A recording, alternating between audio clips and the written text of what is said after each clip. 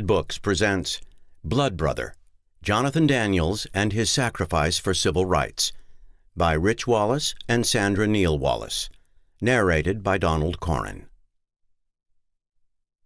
For those who marched in 1965 and those who march today. Be jubilant, my feet. From the Battle Hymn of the Republic by Julia Ward Howe. Hayneville, Alabama, August 20th, 1965. It was their 6th day in hell, otherwise known as the Hayneville Jail. Toilets overflowed. Plates of greasy beans rotted on the floor, and the sheriff refused to take any of it away. "The food is vile, and we aren't allowed to bathe," wrote Jonathan Merrick Daniels, dripping with sweat in the hottest week of the summer. There were no fans. Filthy mattresses covered the steel bunks. The water supply to the sinks was frequently shut off. Yet the jailed protesters were singing. Crammed into 4 steaming cells, the 20 young people, all but 2 of them black and most of them teenagers, sang hopeful freedom songs and hymns. Jonathan sang loud and clear, working hard to raise the spirits of his fellow prisoners. The singing was strong enough to be heard 3 blocks away, increasing the tension in an already riled-up Alabama town.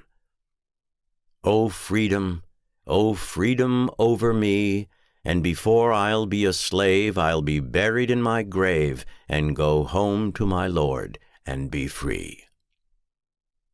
Jonathan was afraid, but he tried to hide it. He'd been warned not to get involved in the protest that landed the group in jail, a peaceful demonstration to call attention to the unfair treatment of black residents at local stores.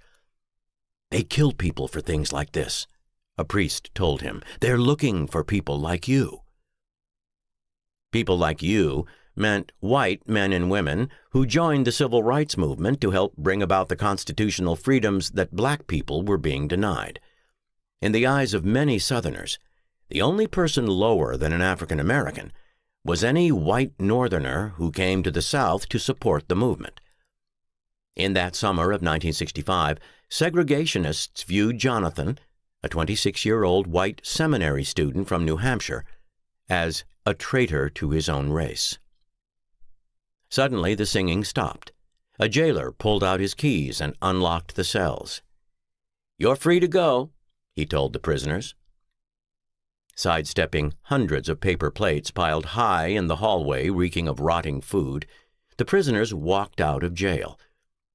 But as their eyes adjusted to the sunlight, a wave of fear and suspicion eclipsed their relief. They hadn't been bailed out.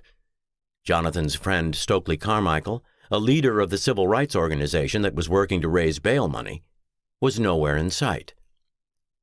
"It didn't feel right," said Ruby Sales. The teenager was convinced that the hasty release was a setup. They couldn't help thinking about the civil rights workers murdered in Mississippi the summer before. Those 3 men had been released from jail unexpectedly too, then shot to death in the middle of the night. But what could happen in broad daylight on a busy Friday afternoon in Hayneville's town square? Yet it was eerily quiet, the streets deserted. Deciding that the horrific jail conditions felt safer than walking through Hayneville, Jonathan and the group pleaded to stay on jail property. A deputy sheriff forced them onto the street. Something bad was about to happen.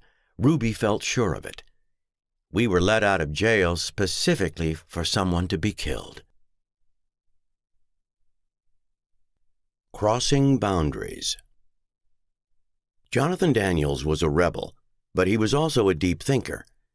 As a kid in Keene, New Hampshire, he had a way of discovering secret places where he could sneak away to daydream, like that crawl space under his family's house on Summer Street.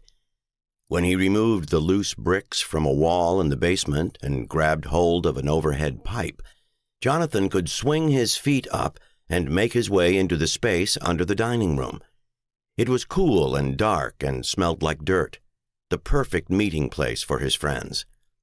First, it took... To keep listening to this audiobook, I've left you a link in the description so you can do it. at no cost thanks to Audible's 30-day free trial.